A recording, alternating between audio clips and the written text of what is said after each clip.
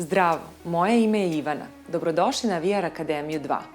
Počeli ste sa razvijanjem biznisa i sigurni ste u svoj proizvod, ali želite da povećate broj potencijalnih klijenata i spremni ste da potrošite nešto novca. Sve su prilike da će vam platforma poput Google reklama pomoći pri ovakvom poduhvatu, treba samo da se pripremite da što efikasnije iskoristite budžet kojem raspolažete. Hajde da vidimo šta su to Google reklame i zašto one mogu biti dobar izbor pri razvoju vašeg biznisa.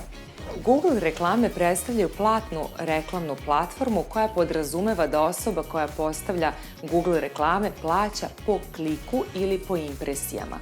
Google reklame će vam pomoći da napravite efektne reklame koje se prikazuju na desktopu i telefonu u krugu vaše ciljne grupe u vreme kada vaša ciljna grupa traži proizvode poput vaših.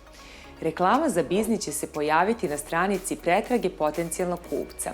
Dalji uspeh reklame zavisi od faktora o kojima ćemo govoriti u nekim od narednih epizoda.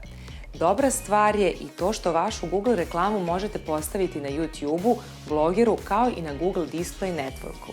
Treba napomenuti da se Google već dugi niz godina bavi marketingom i da su napravili reputaciju i postavili visoke standarde na tržištu internet oglašavanja. O reputaciji koju je Google stekao govori izraz googlati, koji neretko koristimo kada treba pretražiti nešto na internetu. Ako budete na pravi način postavili Google reklamu, možete znatno pomoći svom biznisu i omogućiti da što veći broj potencijalnih kupaca klikne baš na vašu reklamu. Ostanite sa nama jer ćemo u narednoj epizodi objasniti kako funkcionišu Google reklame.